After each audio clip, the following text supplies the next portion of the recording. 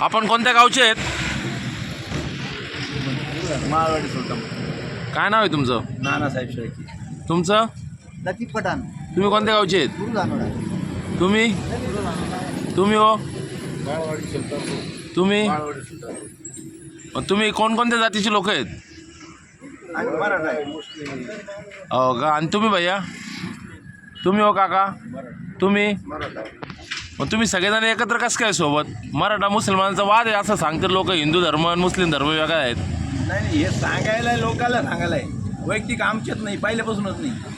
मग हे जे काही सगळीकडे वाद चालतो हिंदू मुस्लिम राजकारणापुरतं हे पक्षाच्या लोकांना वाद लावलेला आहे, पण वैयक्तिक आमच्या लोकच नाही. कारण की आमची पहिले ग्रामपंचायत एक आहे, गाव एक आहे, आणि रोजच्या दुःखसुखात सुद्धा एकमेकाच्या राहतो आम्ही. लग्न कार्य तुम्हाला सांगतो, गणपतीचे कार्यक्रम असू द्या, यांचा शिवकुंभाचा कार्यक्रम असू द्या, सगळे आमची मराठी लोक त्यांच्याकडे शिरकुर्मा जाते, ते आमच्या गणपतीची मिरवणुकीत देते. अशा सगळ्या गोष्टी मिळून मिसळून राहते आमच्या.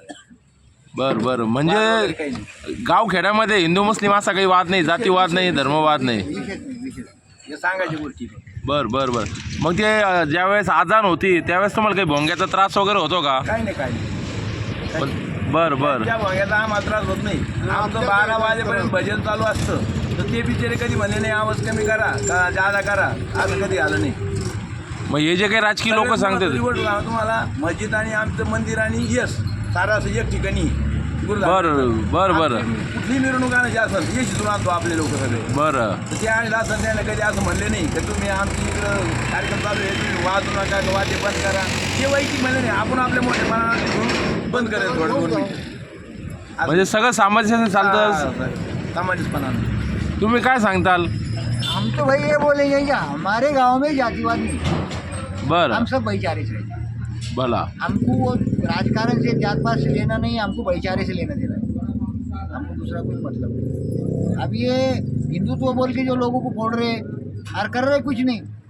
आज कलीम सरपंच हमारे गनगोत में का आदमी है, हमारा नजीक का रिश्तेदार है, उसके बारे में अतुल सावे ने साहब ने इतना बड़ा भाषण दिया परसों। क्यों दिया? वो तो मुसलमान था, मैं था, वो सभा में मैं था। उसको बीजेपी वालों ने टिकट क्यों दिया? जब हिंदुत्व करके लोगों को उंगलियां करते, अपने काय करते लोगों को।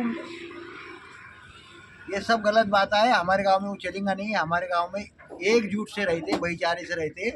हमारे लोगों को और मराठी लोगों को कोई भी जात के लोगों को लेन देन नहीं, हम सब एक दूसरे की मदद करते हैं। मग तुमच्या सुखदुःखात तुम्ही एकामेकात जातात. सबसे पहले हम भागते हैं, हमारा कुछ दुखा सबसे पहले वो लोग भागते हैं हमारे पास। हमको मतलब ही नहीं है। मी आता सकाळी धानोऱ्यातल्या काही महिलांशी बोललो. त्यांनी आज सांगितलं की जर का एखाद्या घरामध्ये जर का दुःखाची घटना झाली तर त्या सगळ्या आजूबाजूच्या जातीपातीच्या लोकांच्या घरातून भाकरी जातात. बरोबर बात है। तर मग हे जे गावखेड्यामधलं चांगलं वातावरण आहे या निवडणुकांमध्ये खराब होतं का? ये राजकारण बिगाड़ रहा। ये जो वातावरण जो कोई गांव के खराब हो रहे, हमारे गांव का नहीं हो रहा, और आम गांव का हम सुन रहे, तो ये राजकारण वाले उंगलियां करके वातावरण खराब कर रहे। यानी कि तुम्हारा बोलना है कि गांव में का राम और रहीम दोनों एक ही है. एक ही है, 101% है। लोग 100% बोलते, मैं 101% बोलता हूँ। यानी कि ये जो निवडणुकी के अनुषंगाने जे काही चाललंय सगळं खेळ पांगवापांगवीचं, हाँ, हे असं काही गाव खेड्यात नाही. सगळेजण एक जीवानी एक दिलानी एका ताटामध्ये जेवणारी लोक आहेत. एका ताट रहते। हमारे बयान में भी यही बोलते, भाई भाईचारे को जिंदा रखो, राजकारण वाले उधर झकमारा नहीं जाए, हमको लेना देना नहीं। हमारे मस्जिद में बयान में भी लोग यही बोलते, भाई भाईचारे से। तुम्ही माळकरी दिसता काका. हो ना. तुमच्या कपाळी बुका लावलेला आहे पांडुरंगाचा. काय सांगाल? तुकाराम महाराजांनी 350 वर्षापूर्वी सज्जन कसायला पांडुरंग ढोरं कापू लागला असं सांगितलं होतं. माझ्या माहितीप्रमाणे मी जे समजा आमचे साधू संत जे सांगतात आम्हाला, साधू संतांना कधी जातपात केली नाही आणि जातपात म्हणले नाही कधी की ह्या जातीचं जे देवाना सुद्धा टोटल जेवढ्या 18 पगड जाती एवढ्यातले एक संत होऊन गेलेले. काही जातीतले 2-2, 4-4 संत झाले असन, पण देवाना त्यांना बाजू ठेवलेले, सगळ्याला चरणाजवळ घेतलेले, असं मी वाचलेलं बी आहे ना ऐकलेलं बी. मग ते सदन कसंही असो, चोखामार असो, अनेक प्रकारचे सगळ्या टोटल जातीतले. छत्रपती शिवाजी महाराजांनी 18 पगड जातील एकत्र करून मावळा बनवला. त्यांनी कुठं जातपात बघितली नाही. पंढरीश पांडुरंगांना सुद्धा असंच आवड निवड कुठं वारकरी संप्रदाय भेदा मग सांगितलंय. काही नाही, काही सगळे लहान मोठे सगळे एक समान वारकरी संप्रदायाचे. समभाव. काय सांगाल बाबा? तुम्ही किती वय आहे तुमचं? 80-90 असेल. 75. 75. देश स्वतंत्र झाला कळत होतं का तुम्हाला? नाही का? आडोनी माणूस काय करतो? बरं बरं. तुमच्या जुन्या काळात आता तुम्ही जवळपास 40 एक निवडणुका पाहिल्या असतील मोठ्या. हे असं जातीपातीचं राजकारण होतं का पहिले? काय काय करावं आणि आमचं काय करावं भाडं नाही. हे पैशानी मतं विकत घेतले जातात, याच्याबद्दल काय म्हणणं आहे तुमचं? हक्काधिकार विकला पाहिजे का? मतदानाचा हक्काधिकार विकला पाहिजे का? काय करतात आता ज्याला येतं करी आपण तर नाही केलं. काय सांगाल काका तुम्ही, हे जे आता निवडणुकीत पैशाचा वापर होतोय तर पैसे घेतले पाहिजे का? हे आम्हाला पटत नाही. आम्ही पण इतक्या आपण घेत नाही. आणि हिंदू मुस्लिमचं खटकेलं असतं, मराठी माणसाला तिकीट कशाला भेटलं असतं? घेतलं असतं का? म्हणजे तुमचं असं म्हणणं आहे जे काय आता हे राहुल ढोलेला तिकीट दिलंय MIMनी, तर हे योग्य केलंय बाबा? मग कोणाला दिलं तिकीट? ते आणि पाणी जातपात काही आम्ही कशाला पाहिजे? नाहीच आमच्या मनात काही. म्हणजे आता आमचा माणूस पाहिजे, कार्य केलं पाहिजे, त्यांना आमच्या समस्या सोडल्या पाहिजे. पाण्याचे हो, कायचे हो, रस्त्याचे हो, आम्हाला दुसरं काही लागत काय गरज नाही आम्हाला. म्हणजे काम करणारा माणूस लागतो तुम्हाला. बस बस फक्त काम करा. आम्हाला असे- पैसा बी नको आम्हाला. आणि हे बाकीचे उमेदवार ते म्हणतात की आम्ही हे करू ते करू, मग करू पाहिलं त्याचे 10-20 वर्ष इलेक्शन जितले हारली काय असेल ते म्हणजे एकंदरीत सगळं असं आहे की भाईचाराचं वातावरण आहे आणि शेंदुरा सर्कलमध्ये यावेळेस तरुणाला संधी दिली जाईल असं एकंदरीत चित्र दिसतंय. अरे वा वा. या लोकांना जे आश्वासन दिलेले ना, आम्ही करू ते करू, त्या धरणात पाणी आणून यायचं. फक्त मी एकमेव माणूस होतो आमदार साहेबाला विचारणारा, तर पाणी आणताना कसं? सगळ्यांना मला माहिती खाली पाहिजे तरी पण मी विचारलंच होतं, पण मला त्यांना वही उत्तर दिलं नव्हतं.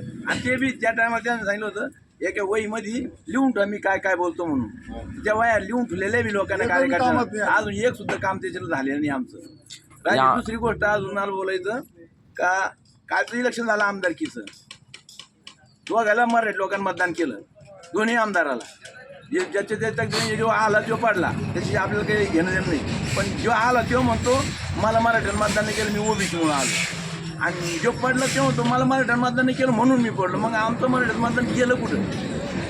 म्हणजे खरं तर मराठा समाजाला हे दोन्ही लोक गृहीत धरतात की काय त्यामुळं असं? आम्हाला हे करायचं का आता फक्त मराठी असेल तरच मतदान करा, आमचं दुश्मन आलं तरी करायचं. मग आता मराठी आणि मुस्लिम हे दोनच जाती धरून चालायचं.